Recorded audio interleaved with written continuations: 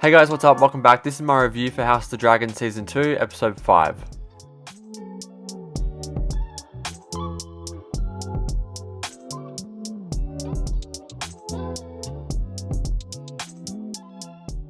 So, spoiler warning for the episode. If you have not seen the episode, go watch it and then come back. And yeah, so let's just go straight into it. So, last episode, we ended on like a pretty big note.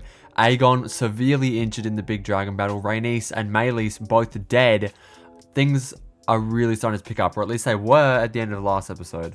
Now, I want to get this out of the way. I think this was the worst episode of the season. I don't think it was bad necessarily. I just think I was kind of expecting more after what we left off with, because like we left off with we ended on such a massive note, and I sort of expected there to be like a massive fallout this episode, and I didn't really feel that. I didn't really feel the like absence of Rhaenys. I didn't really feel like her, I didn't feel like her death was acknowledged enough. I know it was acknowledged, and I know that there was some conversations about it, but I didn't feel the hole that Rhaenys left, which is a pretty big hole, because Rhaenys was a pretty major character throughout the whole show. She was heavily advising Rhaenyra. She was very like they had conversations about Rhaenys, like obviously between, Corlys and Baelor had a conversation about her.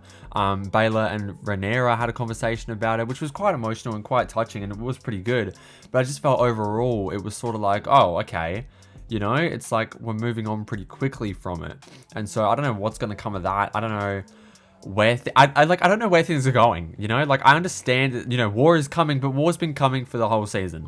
And so I don't know where things are going to lead now. Aegon is obviously like incapacitated. That scene, by the way, where they were taking the armor off him and it was stuck to his burnt skin, it was like sort of melded with his skin, was so fucked up and so crazy, and it was so gross to watch. And like I kind of felt for him a little bit. Like I find it hard not to feel for the Greens in some capacity, with like especially Alicent as well. Like I understand Alicent's like, I don't know if she's evil, but like everyone on the show is kind of evil, but like Alicent, I really feel bad for her at this point. Like it's her son, and you even see him say to her at one point when she walks out of the room, he says, like, he whispers under his breath like mummy or something, right? And it's like, because he's so incapacitated, he can't speak, he can't scream even. And so Aegon is clearly out of the game at this point. I don't know what's going to happen with him moving forward. I think he's like another Viserys in a way, where he's just going to be still the king technically, but he's going to be incapacitated. And so really somebody else will be the king. And so it'll probably be Aemond, right? Like Aemond has already taken on that role in acting as, the interloper king as of sorts, And so we will see what comes of that. But yeah, this episode I thought just not too much happened, right? Like we didn't really move forward too much. Like toward the end we did, and toward the end we're like obviously ending with some pretty crazy stuff. But in terms of, moving forward, the season sort of came to a halt in this episode. I feel like all the way up until the end, I feel like it started moving again. But throughout the entire episode, I felt like we sort of come to a halt. And now, I still enjoyed it. I still liked it. I still am I like spending time in this world, obviously. But story-wise, again, I feel like we sort of came to a halt here. I do think there was some great moments, though. I think the moment between Rhaenyra and Baelor talking about Rhaenys was really good and really powerful. And how they talked about, what a like strong woman Rhaenys was, or how Rhaenyra said like, oh, we didn't always, your grandmother didn't always, or your grandsire didn't always care for me. As a grandmother, I think that's what I said. Your grandmother didn't always care for me, but she, in the end, she was really on my side and things like that. And so I really did like Rhaenys as well. So this is really tragic for me. I thought she was such a great character. But yeah, Meleys's head gets paraded around King's Landing at the start, and all the commoners know, like, this is bad. This is a black omen. Like, dragons in their eyes are gods, like unkillable, but this is happening, and this is seeing something that is just like on another level. It's unprecedented to see a god's head be paraded through the streets. The people know this is fucked. This is bad. And the people are starting to riot. They want to leave King's Landing, but they're not letting anyone out.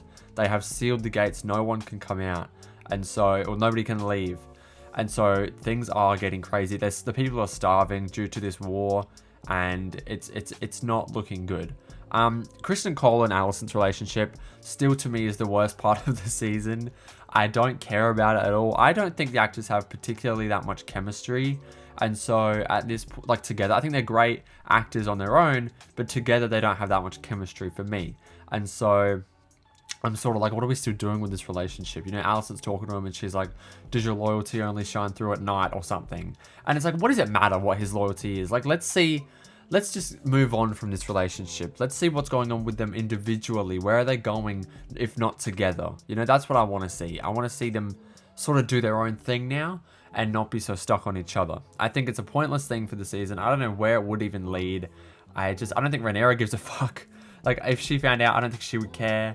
And so, yeah, I think we need to move on from this relationship between Alicent and Sir Criston Cole. But, yeah, Aemond is a piece of fucking shit. I hate him. I hate him. You know, I really do. I think he's terrifying, but he's really actually good at being a king, right? He's kind of good at this strategy thing and the whole game of it, right? And that's what's also scary about it, because Aegon was also like a piece of shit, but he was kind of clueless, and so you didn't really have to worry about him as king because he didn't really know what he was doing. And so that was obviously an advantage for the Blacks. But now that Aemond is on the throne, or at least temporarily, he knows what he's doing. And so now it's really terrifying. And Aemond is, if not, you know, is just as bad, if not worse than Aegon as a person, you know? And so that's really terrifying, and that's really scary moving forward. So, yeah. The stuff going on with Daemon, I think he's still in Harrenhal. He's still having these visions. He has a vision where he's sleeping with his mother, which is fucked up, but it's, yeah, you know, it is Game of Thrones. So, you know, what do you expect with these fucking shows? But yeah, I don't know I don't know where things are going to go with him. I know he's got this whole thing with Alice Rivers. I think she's got something to do with Aemond, right? Like, that's not really a spoiler. I think that's known. And so something's going to be revealed about that. She may be an agent of Aemond or whatever. But seeing Daemon, you know, try to gather allies, and seeing everybody basically try to gather allies throughout the show has been interesting. You know, Daemon obviously, you know, setting the Blackwood, the guy, like, Daemon's pretty famous for this, right? Like, where he sort of speaks vaguely to try to get people to do what he wants, or try to, you know, leave enough room for suggestion, I guess. Where he said to the Blackwood soldier, he was like, you know, do whatever you need to or whatever. And so he goes there and he fucks shit up, essentially, right? And so the Brackens come to Harrenhal to confront Daemon and tell him, you know, we will not accept this. We will not back you. We are, you know, we're done. You would think Aemond would kill them. I mean, you would think Daemon would kill them for that, but he sort of just let them go.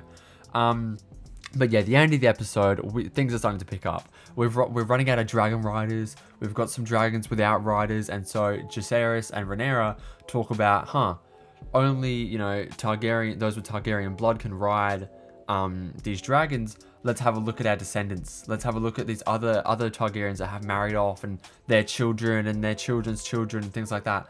Let's find these other descendants, because Targaryens have descendants, and their blood is spread throughout so many houses in Game of Thrones. Like, they have blood within the Martells. They have blood within, you know, the High Towers with... No, not the High Towers. With the Martells, with the Tyrells, with the Starks, you know? And so, I don't know which characters they're going to find. I haven't read the books, but next episode is going to be interesting. But anyway, that was my review for House of the Dragon Season 2, Episode 5. Let me know your thoughts down below in the comments. It's only an 8-episode season, so we are getting to the end. Let me know your thoughts down below in the comments. If you enjoyed this review, please like and subscribe. I'd really appreciate it, and it would mean a lot. Also, turn on post notifications if you have not already. That way you don't miss when I upload. Thank you guys for watching, and I'll see you guys in the next one. Bye.